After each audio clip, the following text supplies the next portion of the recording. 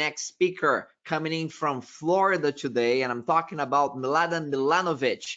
Mladen is the Vice President of Engineering responsible for Presidio's RPA program globally. In last 2.5 years, Mladen and his team have been working with customers from different industry verticals, evangelizing robotics process automation and intelligent automation in customer care. With more than 20 years of experience in customer care, Mladen and his team are specializing in increasing efficiency in contact center and improving customer experiences. Mladen, what a pleasure to have you with us. Thank you so much for sharing your wisdom and expertise in this area with our global audience today. No problem. It's a pleasure, definitely. So let me start this. So let me show my presentation. I hope that you guys can see my prezo. Looks good. Okay, perfect. So first, good afternoon, good evening, or thank you very much for dedicating the time for my session. So today we are going to talk about why RPA programs fail and how to prevent it.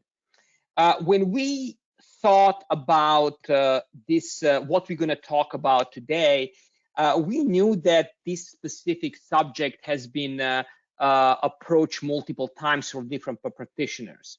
But today we feel that talking about potential failures and how to prevent failure of the RPA program is very important, keeping in mind where robotic process automation and intelligent automation as a whole is at what point is it, where it is from the industry standpoint and from the adoption standpoint. So let's kind of start talking about it, and this is a quick review what we're going to be talking about.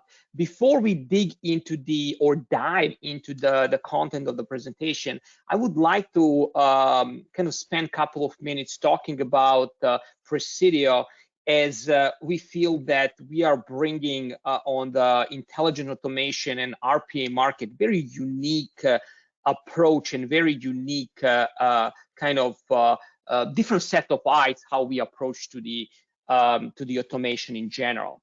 First of all, who we are. Presidio is a global digital services and solution provider, and our goal is to accelerate business transformation by modernizing and securing our clients' information technology. So Presidio has over 30 years experience in a traditional information technology space, and we partner with different manufacturers across the board: Cisco, Juniper, Avaya, Genesis, and so on and so on. And we are bringing a set of technologies in our portfolio, both of services and software that we can offer our clients, put us in very unique position that we can really deliver on the overall business outcome. We operate in a very unique space, which is kind of lower enterprise and mid-market, and our customers are under pressure, right?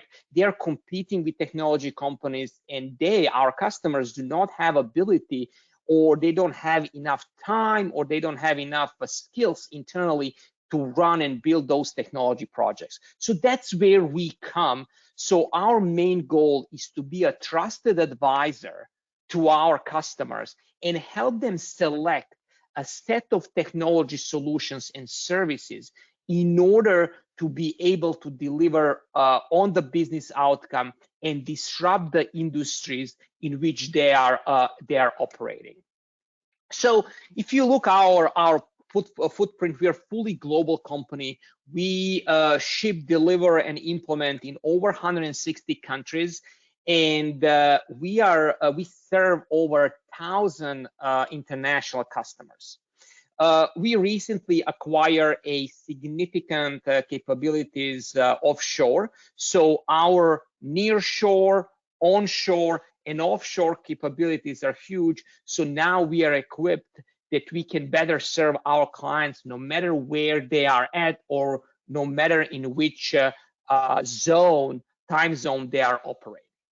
So without further ado, let's just jump into the today's presentation.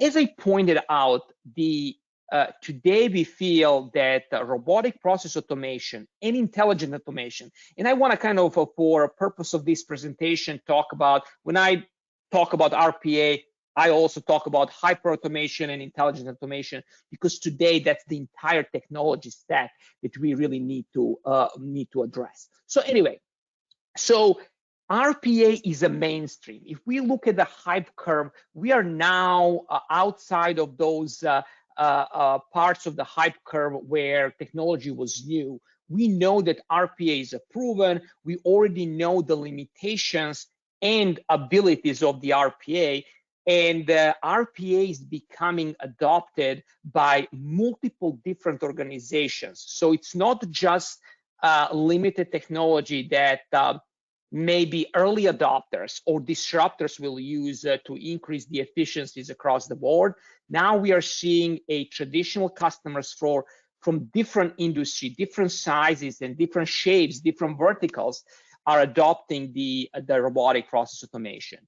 And that's captured definitely in a overall market size. And if you guys see, the Grandview Research already estimated RPA market size in 2027, which is in 5 years, it's going to be over 25 billion. The CAGR, overall CAGR for the entire RPA industry is 41%. And recently, Deloitte surveyed 442 executives from 29 countries, and they found that 73% of those surveyed executives already started the RPA journey. So we see that adoption is there, and we are seeing more and more companies are really investing heavily. It's not just exploring, but also doing robotic process automation into there and kind of integrating the RPA into their overall business models. Now, it's not, everything is not that rosy, if I can say like that. We are seeing also at the same token, we are seeing some of the red flags that we put like down here. So when McKinsey did a research, and they find out that out of all surveyed executives and companies, only 61% of them met their automation targets. So they implemented automation. They integrated RPA in their business model and business practices.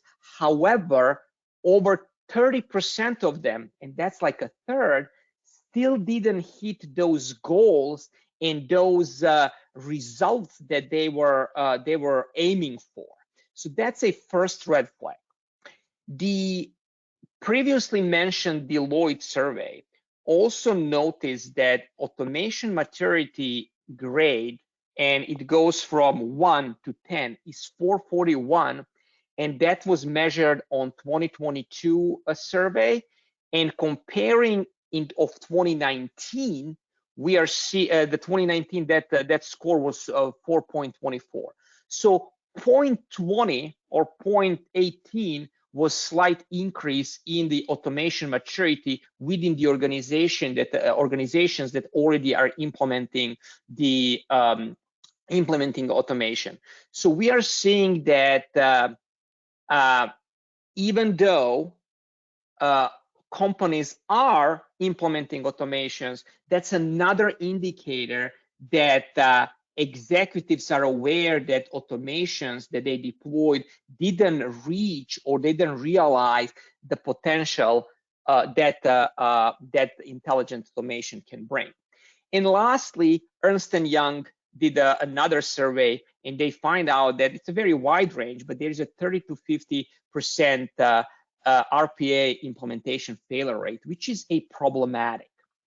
So even though throughout the entire COVID-19 pandemic, we saw very unique circumstances in which businesses were needed to find innovative ways to augment the workforce, to increase capacity, increase flexibility, and respond on their customers' needs.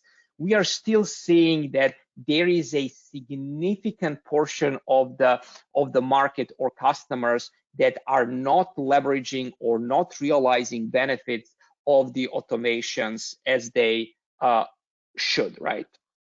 So in conversation with the multiple executives, it is clear their RPA journey has not been easy win for many of the customers. It's almost a third, right? And especially we are seeing problems where companies are trying to scale their localized proof of concepts.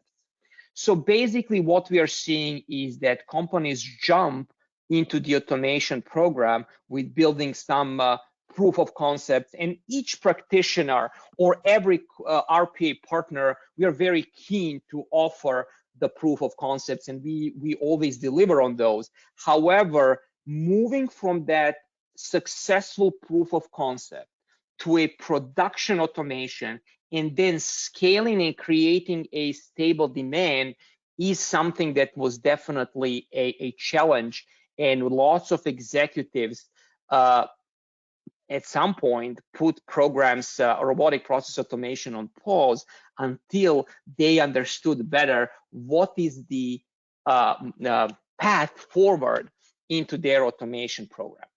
We, in talking to our customers and that different clients of Presidio, we find four most significant reasons why RPA programs might fail, or why what can put the RPA program to the stall phase.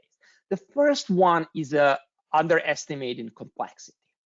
So here's the problem. With the promise of huge savings, companies are tempted to get straight into technical development without understanding customer and employee touch points and information flows. So basically, we all look into the ROIs, and ROIs calculations that every RPA platform can provide are very high and very tempting, right?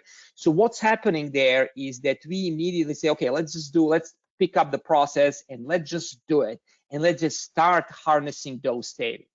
The problem is that more often we select the processes that are on a surface simple, but when we start analyzing, they are very complex, they are not optimized, and we ended up really automating processes that are not clean, which at the end of the day creates a nightmare for maintenance and extends overall implementation time and move from the proof of concept to the production phase. Another issue is technical feasibility or lack of IT readiness. As a company that lives in information technology, we work closely with information technology leaders. However, cloud disruption was able to move a technology decision and technology conversation from traditional ITs into the business units.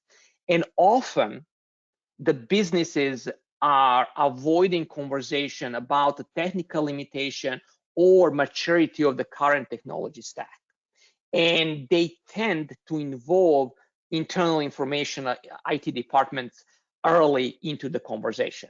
That potentially can lead to a stall of the RPA program, and because we have to get another cycles to get all those systems, even though they are cloud, approved by information technology, approved by security, and make sure that we are able to leverage all those applications and all those information system touch point needed to complete automation process.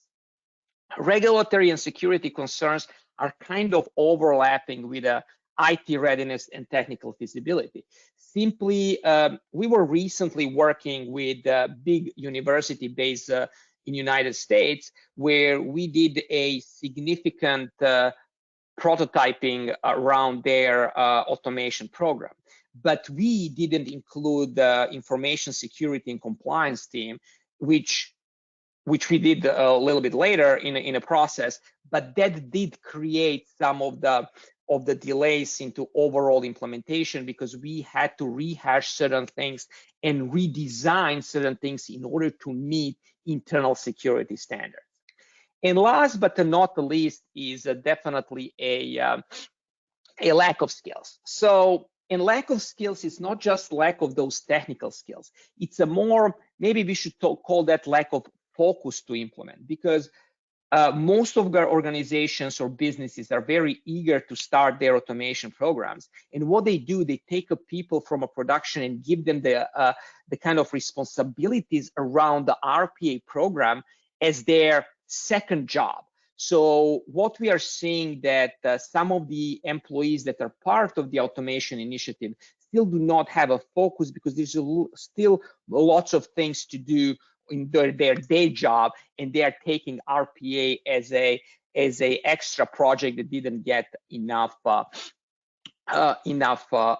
attention. So all of those things we feel that it's important to address. When we are speaking of a lack of skills, we recently worked with a Fortune 100 client that really embrace Agile, and they have they already have Agile technology squads deployed very close to their product or business units. Long story short, they had teams that were deploying the automations internally, but because of their inability to scale or react faster, in order to onboard automation from the idea to the production, it took them between 90 and 120 days. So this diagram I took from UiPath automation operating model, because it does really nicely illustrates all the points where automation program can potentially go from the success to the failure, or from the success to stagnation. And we see the start is that POC proving phase. And as we are moving from the proving phase, if we do not have a clearly understand automation roadmap, we are very easily can go to the risk of failure. Let's say if we don't know our roadmap, or if we choose a process that is not adequate for automation, we can get into the failure, because there will be disappointment, complex implementation, expensive implementation, or implementation of the automation that is not timely.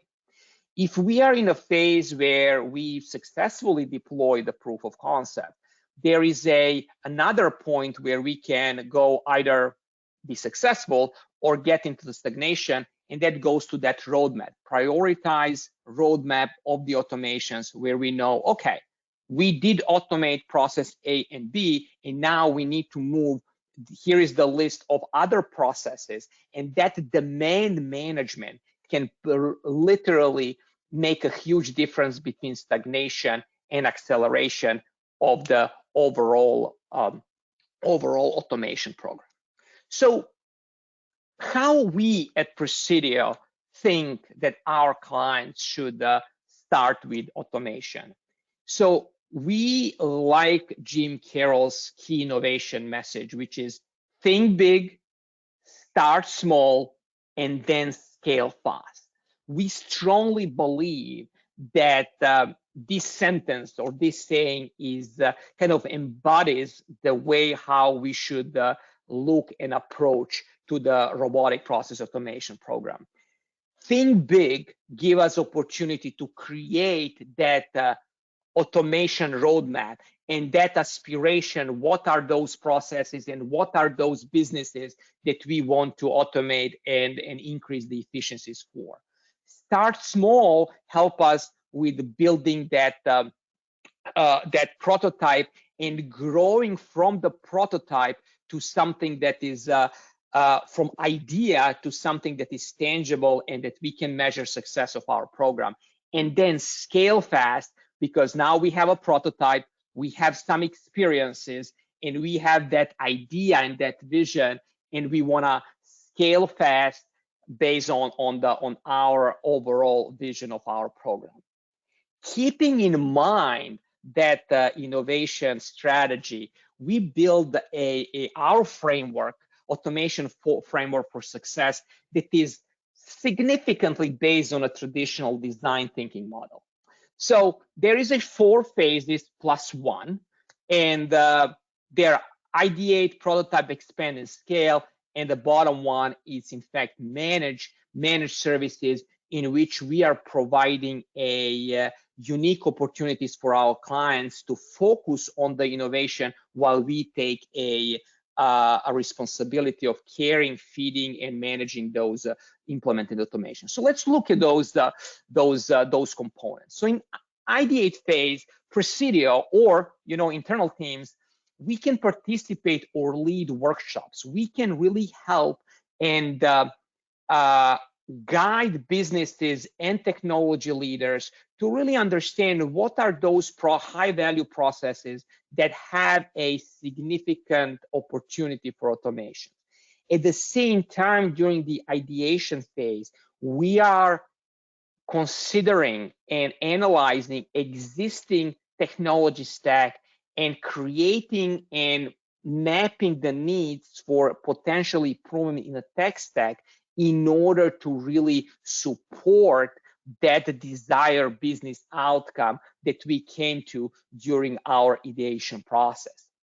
During the prototype phase, we are rapidly building a functioning prototype, which is our starting point for validation of the idea, but also it gives us a better understanding how we are going to structure the next phases, both from a timeline perspective as well as a cost and support perspective. At the end of the day, I like when we are speaking with our clients to bring the cost, because it is a significant part of the overall ROI strategy, because we have a licensing cost, we have implementation cost, and managed service and managed or run cost. So all of that we like to talk when we are talking to our customers, really present upfront, because that's going to give us something tangible that we can bring to the executive team or board in order to approve or reshape the approach to the automation program. During the expand phase, we can really work while our customers are adopting our initial automations. We can work and lead those automation discovery sessions or workshops where we are going to create a demand or create the automation roadmap. And lastly, scale is really trying to go and follow that automation roadmap, where we are going to help our clients develop those automations, bring those ideas and that roadmap to the life, and then really show how we can implement those automations. Speaking of that Fortune 100 client that we work with, and just to remind you, their overall kind of timeline for implementing automation was between 90 and 120 days. We were able to bring that down to 4 weeks, because we were able to bring additional resources that are completely cross-functional, and we are able to really bring in a knowledge from different areas of technology in order to deliver a solution that really delivers on that business outcome. Anyway, lastly, run. We feel that everything needs a managed services component, and kind of out-tasking or outsourcing the manage or run function to a partner or to a company gives our customers more focus on their automation program, because they can be focused more on innovation while we are taking care of the running their both robotic infrastructure or overall robotic systems. So let's look again how this framework saves us, or how this framework really matches up against the risk of stagnation and failure. First, we have ideation that goes directly at the beginning, and that's the phase 0 of everything. So we are able to, at that time, assess all the needs and all potential risks for our future automation program. With the prototyping, we are ready to do establish phase. We are ready to show the working prototype and then set a clear metrics for measuring the performance of our automation program. With a scale phase, we can really provide or capture that automation roadmap. And as we are moving from the prototyping phase and production phase, we can come prepared, and we know what are the next processes or next systems that we need to automate without really getting into the risk of stagnation. And lastly, having the dedicated and cross-functional resources give our customers an opportunity to accelerate their automation programs by bringing technologies or technical solutions that create that intelligent automation framework in which we can leverage those complex and more challenging automation scenarios. And lastly, in order to keep the pace with the innovation, we can outsource and we can take care of the managed services and the run function, and still have the team focus on increasing their internal innovation and increasing rate of adoption of their RPA. So anyway, let's conclude because I know that I'm between you guys and the lunch. So here's the equation for success that McKinsey put maybe a few years back. Technologies plus techniques is equal optimal value. And if you see, there are those cross-functional resources, and that's that holistic approach that we as a RPA practitioners need to take when we are assessing the automation problem. The robotic process automation in its own is not going to be an adequate solution. It maybe solve one part of the problem. The holistic approach, leveraging the unique or unified intelligent automation platform that can integrate robotic process automation, machine learning, OCR, natural language understanding technologies, as well as ability to leverage the APIs when they are available, is in fact that portfolio of technology solutions that can help us address the unique automation problem or automation challenge and deliver on the automation outcome. From a technique perspective, that's what we are talking about. We're talking about the framework where practitioners and internal teams are bringing to a table that starts with the design thinking, but then it goes beyond design thinking, bringing in techniques from a Six Sigma for cleaning the processes, understanding what are those touch points for both external and internal customers or users of the process, and then creating that prototype, which will, I don't want to say it will be minimum viable product, but it will be minimum likable product that addresses a needs addresses that the business outcome that was put in front of us by the business leader. And lastly, when we collect all of those and when we produce, that we believe is going to create the optimal value for our customers. And we feel that the framework that we built over years, that we are delivering our services is really in line with what business consultants are seeing and management consultants are seeing across the different roles. So I'm gonna thank you very much for your time today. I really appreciate it. And if you guys have any questions, feel free to reach out or hit me on LinkedIn. I'm always willing to have a conversation.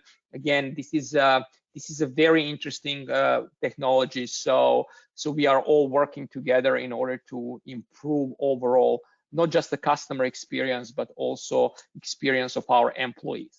Thank you very much. Mladen, fantastic presentation. Thank you for that. Lots of great questions have come up here. So thank you for everybody who is participating again and submitting your questions. You asked some really interesting questions. So I have lots of questions in my own mind, but my questions do not matter. I want to ask the questions from the audience. And I'll start early on in the presentation. You talked about some surveys and benchmarks. And you discussed briefly about a maturity model, and one of our participants asks about an automation maturity model. I think most people know that the IT has these maturity models, and I'm curious if you can shed some light on that, Mladen. Is there a maturity model for automation, or you're kind of like borrowing from the typical IT maturity model? So there is a automation maturity model, and there is something that is also very important that in the last 5 years get the big traction. Is automation operating model as well.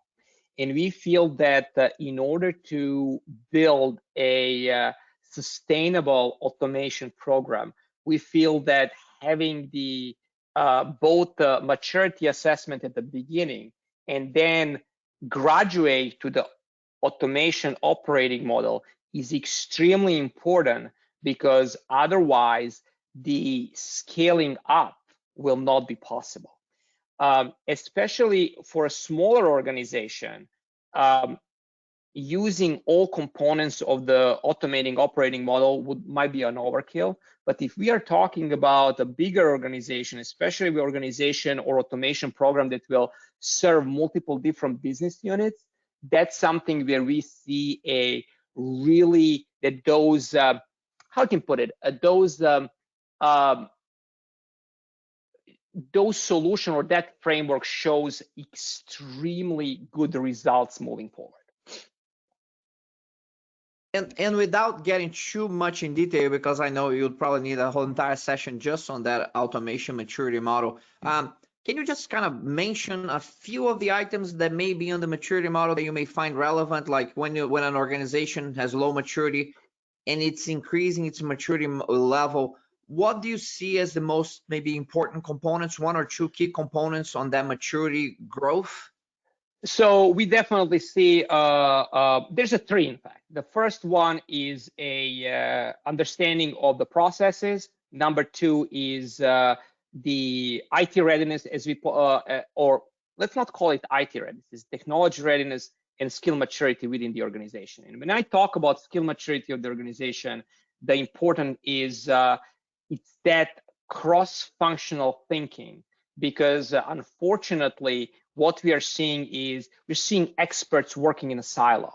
So building that mindset in which we are going to create a team that is going to look above or beyond the silo is extremely important to increase that overall maturity of the program and assess and have like a successful program moving forward, if I can say like that. Very, very good. This is an excellent comment you have just made there. You have just mentioned one out of the two critical components that we have found on the successful implementation of intelligent automation. Our last session today, we're going to be talking about the governance and mechanisms and culture specifically for intelligent automation implementation. And you have just mentioned three items there that are very important in that journey. So thank you for that. Next question is an interesting one. And it's a bit of a challenge question, because the promise of RPA is that we're going to come in and we're going to automate these mundane questions so that you're going to have this freedom to do like higher level work and use your creativity and innovate And that's wonderful. But what people are saying, there are the audience are saying, I'm now more stressed out than before because now I have an RPA that doesn't work right all the time, and I have to be learning the details of this automation, and I don't have any more time for innovative work. I'm actually consumed now by all this supposed intelligent automation. So I'm sure that this is kind of a broad statement, but what's going on that you think that this RPA implementations fail to the point that people are really not better off? They feel like they have more work now, even though they have robots that are supposed to be assisting them. So it's a blessing and a curse of the automation, if you would. So the fact that we can very quickly jump into the technical work and start programming and developing those robots, and that's what all those low code or no code environment gave us. It really exposed us to the risk of, number one, not really thinking about what we are automating, how we are automating, and who we are putting in charge of our automation program. Let me share the internal experience that we have with Presidio. We hit all of those roadblocks when we started our internal robotic process automation program. So what we did, in fact, we made a we immediately as a technologist, oh yeah, it's a no code, let's just do it. So we start doing it, and then we ended up with the automation that was extremely complex, and every day we had to do something in order to keep that robot running. So what we ended up doing, we said, okay, that doesn't work. We don't have time for it. We want to take care of our customers. I cannot be bothered, or I cannot be working on maintaining our internal robots. So what we did, we sat down with our team, we redesigned the process, we understood more details what we are touching, and then we did automation. And I will tell you right now, I don't remember last time when I personally touched one of those robots that are working 24/7 and maintaining our financial operations. So I think that that's a very important moment in which we need to start from a beginning, select the right process, and work with the leaders and SMEs on that process to clean it up. That's the first step. So, ladies and gentlemen, so if for those of you who are watching live, that's wonderful. For those of you who are watching this on demand, which is a lot of people will watch it later on demand, rewind this portion of the tape and play back, because what he has just shared with you is the essence of a real practitioner. Mladen is not writing books about RPA, he is implementing it. So he knows what works and what doesn't work from that personal experience and professional experience. And what he has just shared with you is sounds like common sense, but common sense is the least common of the senses in large organizations. People are not doing what Mladen just talked about here. And as a matter of fact, Mladen, there's a statement here on the chat from Marcos Paganini again, who is the global vice president of manufacturing for Johnson & Johnson. Someone who has tremendous experience globally on implementing automation and processes around the world. And this is also can be on the context of lean and sometimes on agile implementations. This kind of fits that. And I'll quote, he says, I have an additional perspective on why companies struggle to scale proven pilots. Two elements. There's a lack of change management and there's poor pull process. And too many pilots on different fronts that in nature are different, but when it comes to scaling, they usually compete for the same resources. So this is in addition to what Mladen has just talked about, which is the fact that you don't have a good process ownership and end-to-end understanding of that process. And if you automate unnecessary complexity, you're going to end up with an unnecessary complex automation. And that often doesn't even reflect what's really going on in the business. So, you know, the fundamentals of understanding your process sounds like such common sense, but people jump into automation as much as they will jump in agile and lean implementations, and they lose sense of the whole. And it's not one or the other. You got to do both. We got to master those contradictions to be successful. You got to think high level. You got to think details. You got to follow some of these incredible guidelines that Mladen is sharing with us here today. I don't know if you want to add one more thing. One more thing is also people get wrapped into the tail end. my thought or how we approach is your process is 0% automated today. If we do 80% or even 70%, that's a gain. So let's address what is the automatable and let's make that automatable and leave humans with exceptions. That's fine as well. If that's the first step. And to your point, then we can agile. When we start scaling, we can go back and address that tail end. So don't be overzealous in automation. I want 100% automated process. From 0 to 50, it's a huge success. It's a huge saving. And Mladen, that just speaks of your experience and knowledge of design thinking as well, because we both know that, you know, you take an 80% approach now, you can maybe automate something nicely. If you want to capture the last 20%, that's where the complexity becomes exponential. You know, that's why people end up with 600-page procedures, because they could have a 60-page procedure that covers 80%, but now they want to cover 100%. Now it's 600 pages. So, you know, you got to understand, that's a design thinking approach that I love, and thanks for bringing that up. You know, that last 20%, you gotta make sure that it's worth, you know, encompassing that, because usually requires special approaches. So these are fantastic insights that you have shared here. Let's take a more positive approach here. Some of the questions that came up have to do with, okay, the organizations that do it well. Think about an organization you work with that, you know what, they've done it well. Maybe they didn't do well from the beginning, but they learned their lessons, they do it well. What does it look like? How have they, at this point of maturity that they're doing it well, what's in place there? You know, you already talked about some of the elements, but what is kind of distinguishing feature of these organizations that are being successful at RPA and intelligent automation? What do you see on them that makes them stand out? So number one, they have a very well-established COE, so that's no doubt. Having the COE with a very structured charter and who is doing what is very important. They have they have automation first mindset.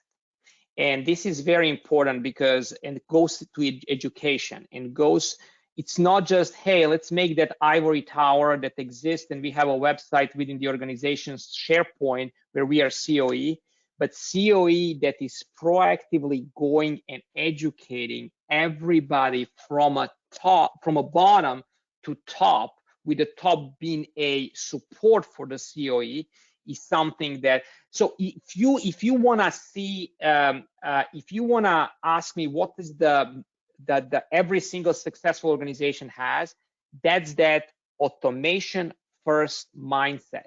Every single person within the business unit is aware of the program, it's aware of the benefits, and they know where to go.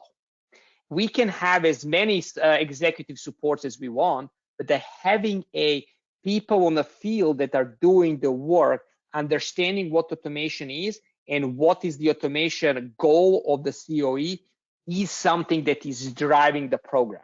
And I have to be very honest, and maybe that's where we're at right now within the Presidio internally. We have our field sellers coming to us with ideas how they want us to improve our internal operations.